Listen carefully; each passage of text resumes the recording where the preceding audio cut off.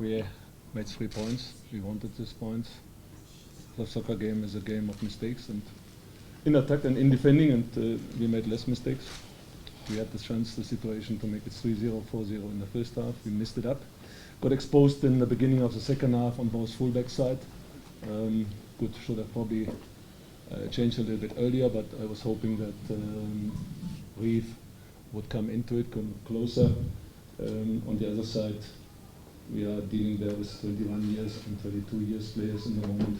They have to learn some stuff, and good, in the end, bit of hectic. I don't know what really happened with Matoho with the red card, the yellow card from Daniel. Good, we have to deal with it. It was definitely a hectic game. I don't know, Mhango had around, let me say, 44 fouls in a way, being very aggressive, going into it, that players got injured. But good, it's something what happened. In the end, 3 points, and soccer is about results. Thank you. Good advert for football. I think if you minus all the drama and some of the thuggish behavior, then I think it's a good advert for football. 2 very good teams going at each other. Not a good start for us. Unfortunately, we made a mistake that led to an own goal, and they take the lead. We had a couple of chances, hit the crossbar, could have made it level, but they got another situation on the transition and then set piece. You know, they've got the qualitative superiority to cause you a lot of problems, and particularly also with the diagonal ball, they were causing us a lot of problems to Nukovic on the far post on the left-hand side, and we structured it a little bit better. We changed some things at half-time to bring a central midfielder a little bit closer to screen, and once we dealt with that, we could pick up second balls. Created a few more chances. Fortunately for us, we got the one just before half-time, but it could have been 2-2. You know, Vincent Pule had a chance, one-on-one with the keeper, and again, it's our story. Hit the crossbar, hit the upright. And then you go 2-1 into half-time, you change a little bit again, a bit of the structure, and yeah, could have been 2-2. But I hear Coach Middendorp saying he doesn't know what happened with the red card. I've watched it again, and I think it's not just Mato that should have been sent off. Is real thuggish behavior. It doesn't belong on the pitch. Is very, very bad football, and it starts with things like even with Katsande's tackle on Fortune Makaringa in the first half, over the top, career-threatening tackle, and thuggish as well. You know, so those are some of the situations, and those are the situations that I'm talking about, and those things don't belong in South African football. No, shouldn't be condoned, and we should not accept such things. No. I've got a player bleeding now with a broken nose because he was punched in the face. The Kaizer Chiefs is good enough to beat us on tactics, on personnel, well-coached team, excellent. But not on diving, you know, diving inside with Parker, excellent dive. Not on thuggish tackles, not on boxing. No, on boxing, we don't train boxing. Yeah, good question, and it's a football question. I've got a lot of respect for the opposition coach. I think he pays attention to detail. The team is well coached, and you could see the plan was there. The reality is that the aerial balls were not coming into the central corridor. They were actually going on an overloaded side on the right. And that is a qualitative superiority. When you talk of superiorities in football, you talk of a qualitative superiority. I mean, Nurkovic is 6 foot something. Mabaso is 6 foot, 5 foot something. So obviously, even if you talk about Uhepi, no, it's not in that position where we were struggling with aerial balls. It was in the fullback positions, and you could see even the plan in the second half. Once they took off Castro, Nurkovic then went to try and gain again qualitative superiority on Paseka Marco on their right hand side and our left. But that is how football is. It's a game of chess. You read some of the things, you read the movements, the plans, and you try to come with solutions to be able to deal with it.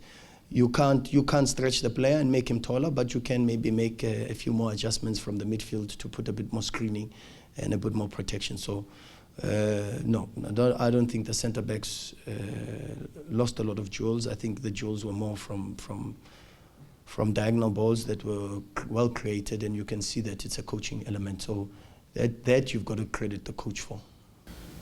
If you're in a game, so it's nothing to talk about. You have to kiss each other, or you have to go live. You do the preparation starts 3-4 days before. Then the 90 minutes are getting heated. Whatever you do intentionally or whatever you provoke, or that's something what happened. And some coaches are taking it, and sometimes you need an hour longer, or you need a day more to eat it, to process it. And but I have already a friend. I don't know, I don't need another one. No, but you tell me, you watched the match. But we didn't see the replays. Yeah, but you watched the match. You saw the match. You saw the match. And really, to be honest with you, I try my level best to control my emotions. Normally, I invest a lot in terms of reading on emotional intelligence, and I try very much to control my emotions. And yes, like Coach Middendorp says, some of us, maybe we take an hour or 2 or 3 or 4, but maybe we take a week, but it's okay. You know, it's, the reality of the situation, unfortunately, is there was thuggish behavior, and we cannot condone that. That does not belong to South African football. We can't go back to times where we've moved so much in terms of making sure that the Pirates and Chiefs fans sit together in the stadiums. We can't condone such behavior that's going to bring us back into situations where it really, really is a situation where we've got stampedes and violent things happening on the pitch. No, it can't happen. And if that's what we want as South Africa, then maybe we haven't learned our lesson. It's not right. I've grown up in this country. I know this country, and I didn't leave this country. No, I didn't go on a tourism thing, so I know what has happened in this country, and I understand everything that happens, and I may not be. Sometimes people slap me left and right. Sometimes, and they think I don't see, but I keep quiet and I move on. But you can slap me. No, it's okay. It's all right. But don't punch my players.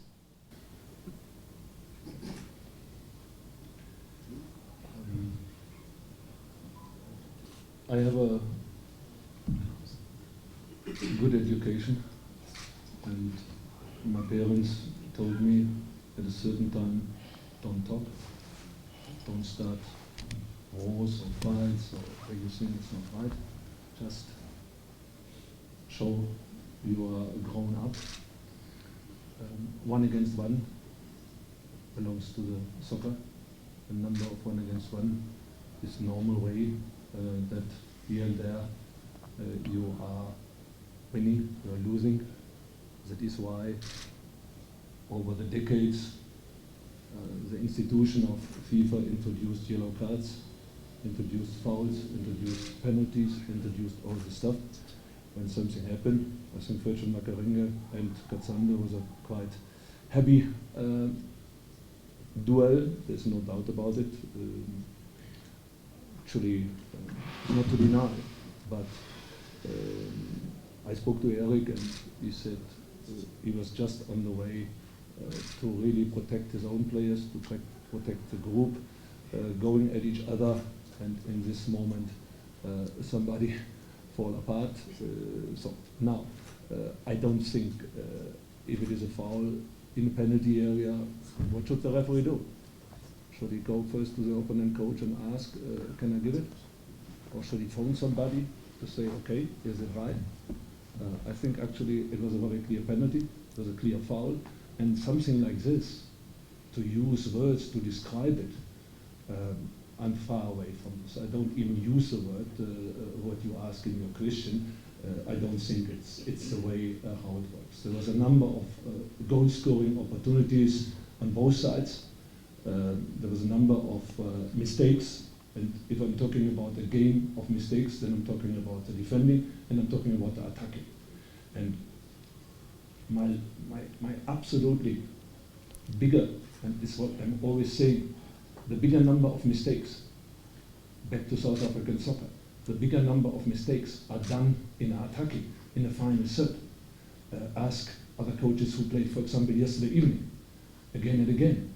It's fine, it's okay, but will you blame now another team that they made less mistakes, that they had fewer error?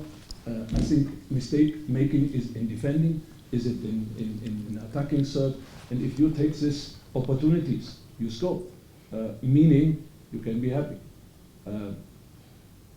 We see it all over the world. It's not South African like in the end there is a foul. It's I think 96 or 97 or 94 or 88, whatever. It's a final critical phase where the foul is there.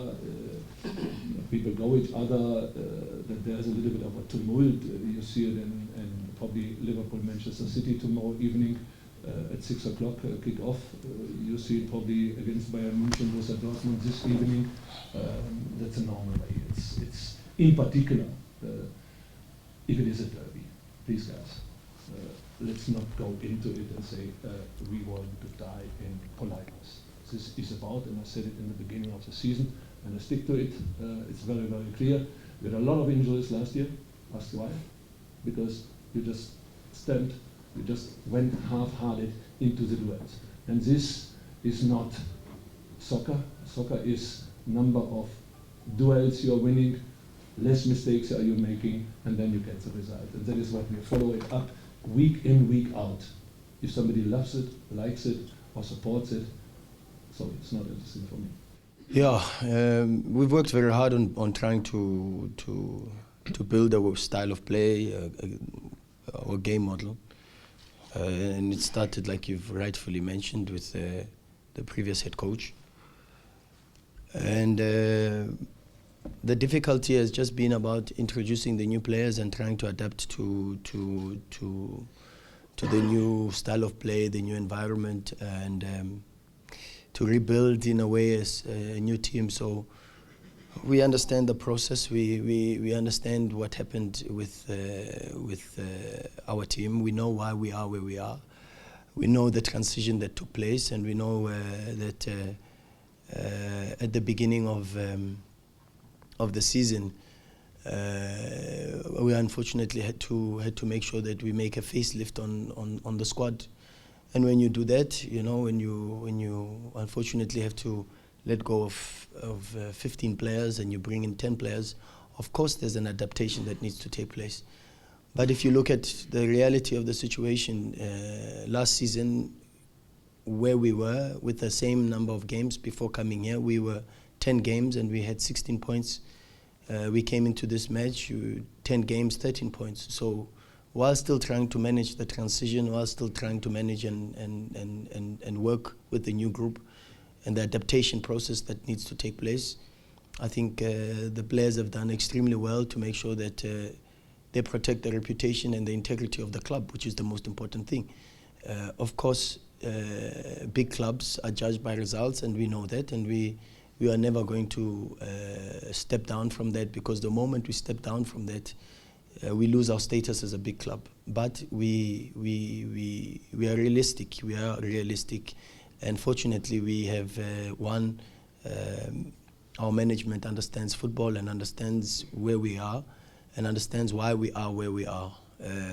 And our supporters are also people that are football understanding people. But be that as it may, you know, we've got to obviously start turning these good performances into results. It could easily have been 3-2 just before the penalty.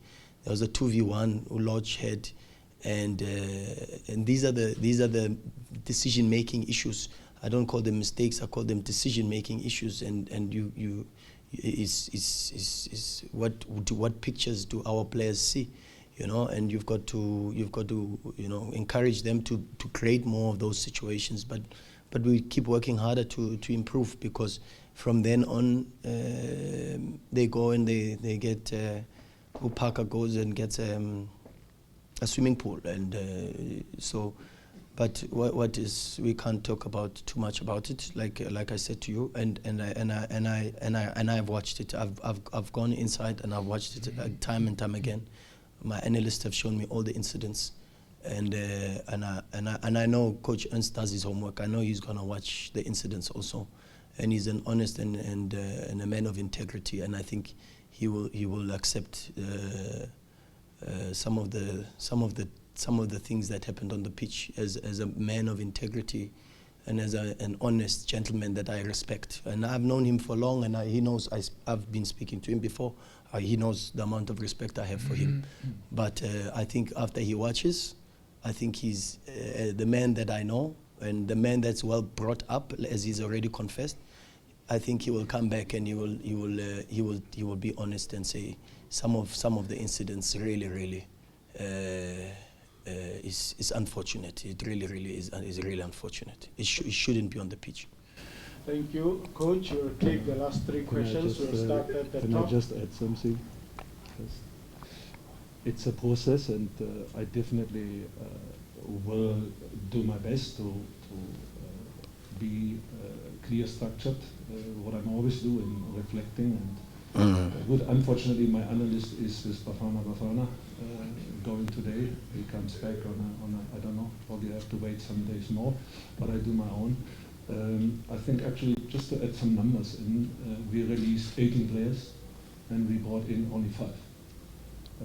Adoption, question now, what is more difficult, what is more easier, in which way? And secondly, when we discuss, I believe just before we got the penalty, fully deserved, was my current position. If you have an action of a player, there are 2 components. One component is a decision making. And the player who made this decision to just look the ball over the goalkeeper made absolutely the fantastic right decision. The decision component alone is not bringing you the success. You have to go decision making component and skill execution component. These are 2 components what brings you a successful action, successful scoring, successful final tapping in. So now, decision making, I believe it was right. Skill execution component was not so good. There the mistake is coming in. Thank you, Coach. Unfortunately, Lodge is my player, so I've got to coach him on that, and I think it's the decision making. But you've got your own work to do, so I've got my work to do also. Fortunately for the public, Pirates are unbelievable with regards to how they've moved from a commercial and a marketing perspective. And there's something called Pirates TV. There's a Pirates app that gives you exclusive access into what happens in our change room. And without giving too much away, I think if you go into that, then you will understand, because otherwise I've got to repeat my French, because there was a lot of French that was said in the change room at halftime. So I'd rather not, and I'd rather then try to promote Pirates TV and try to congratulate the Pirates marketing department for fantastic work that they're doing, and they give exclusive, the only club that gives exclusive footage to the change room, and this is my answer to your question. You are coming with question around. Really, you guys are always in a way where I think actually something is happening. I don't know under what circumstances you entered here, but let me be very clear. This type of question, being frustrated, winning 3-2, seeing and asking the 4th referee if he can please have a talk. This Mhango fouls, what I've seen consistently over 90 minutes, on 90, 100 minutes or 100 minutes, whatever in terms of, and you are coming around with such question. You're good. Yeah. The manner in which you lose is important. I said to the players at halftime, I said, when you're a soldier and you sign up to serve, you go to war, and they find that you are dead in the jungle. They do a post-mortem. If they find that the bullet was shot at your back because you were running away, they call you a coward.